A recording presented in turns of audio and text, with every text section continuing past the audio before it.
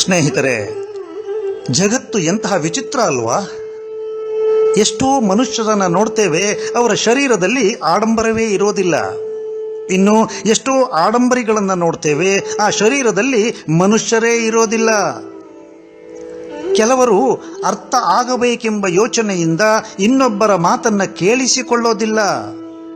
ಮರಳಿ ಉತ್ತರಿಸುವುದು ಹೇಗೆಂದೋ, ತಪ್ಪುಗಳು ಸಿಗುವುದೆಂದೋ ಆ ಯೋಚನೆಯಿಂದಲೇ ಕೇಳಿಸಿಕೊಳ್ಳುತ್ತಿರುತ್ತಾರೆ. ಮನುಷ್ಯನಿಗೆ ಭೂಮಿ ಮೇಲಾಸೆ, ಭೂಮಿಗೂ ಮನುಷ್ಯನ ಮೇಲಾಸೆ. ಕೊನೆಗೂ ಗೆಲ್ಲೋದು ಭೂಮಿಯೇ ಹೊರತು ಮನುಷ್ಯ ಅಲ್ಲ ಅಂತ ಗೊತ್ತಿದ್ದರೂ ಮನುಷ್ಯ ತಾನು ಇಷ್ಟು ಭೂಮಿಯ ಒಡೆಯ ಎಂದು ಬೀಗುತ್ತಿರುತ್ತಾನೆ. ಮನೆ ಕಟ್ಟಲು ಹಣ ಬೇಕು, ಮನಸ್ಸು ಕಟ್ಟಲು ಗುಣ ಬೇಕು. ಹಣದಿಂದ ಕಟ್ಟಿದ ಮನೆಯಲ್ಲಿ ಎಲ್ಲರೂ ನೆಲೆಸುತ್ತಾರೆ. ಹಾಗಂತ ಗುಣದಿಂದ ಕಟ್ಟಿದ ಮನಸ್ಸಿನಲ್ಲಿ ಯೋಗ್ಯರಷ್ಟೇ ನೆಲೆಸುತ್ತಾರೆ. ನಾವು ನಡೆಯಲು ಕಲಿಯದೇ ಇದ್ದಾಗ ಜನ ನಮ್ಮನ್ನು ಬೀಳಲು ಬಿಡುತ್ತಿರಲಿಲ್ಲ.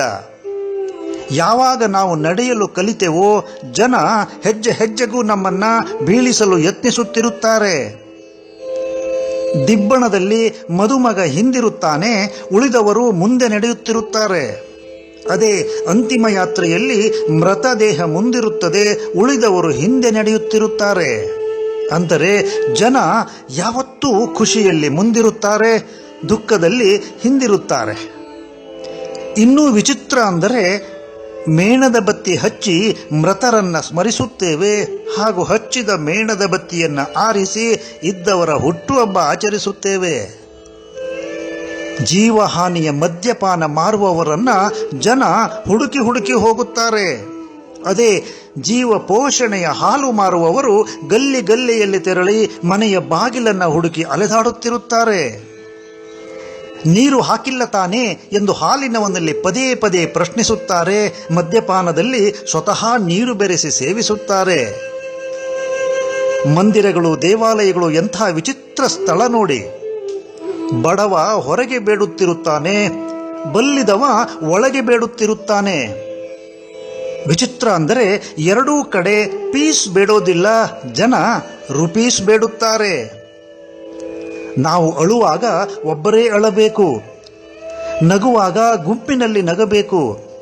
ಅದನ್ನ ಬಿಟ್ಟು ಗುಂಪಲ್ಲಿ ಅತ್ತರೆ ನಾಟಕ ಅನ್ನುತ್ತಾರೆ, ಒಬ್ಬರೇ ನಕ್ಕರೆ ಹುಚ್ಚ ಅನ್ನುತ್ತಾರೆ.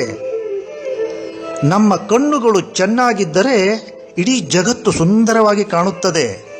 ಅದೇ ನಮ್ಮ ನಾಲಿಗೆ ಚೆನ್ನಾಗಿದ್ದರೆ ಇಡೀ ಜಗತ್ತಿಗೆ ನಾವೇ ಸುಂದರವಾಗಿ ಕಾಣಿಸುತ್ತೇವೆ. ಬದುಕಿನಲ್ಲಿ ದುಃಖ ತುಂಬಿದ ರಾತ್ರಿಯಂದು ನಿದ್ರಿಸಲು ಆಗೋದಿಲ್ಲ, ಇನ್ನು ಸುಖ ತುಂಬಿದ ರಾತ್ರಿ ನಿದ್ರಿಸಲು ಬಿಡೋದಿಲ್ಲ. ಸ್ನೇಹಿತರೆ, ಬದುಕು ಎಂತಹ ವಿಚಿತ್ರ ಅಲ್ವಾ? ಹೌದು, ಇದು 5ನೆಯ ಓಂಕಾರ. ನಿಮಗೊಂದು ನಮಸ್ಕಾರ.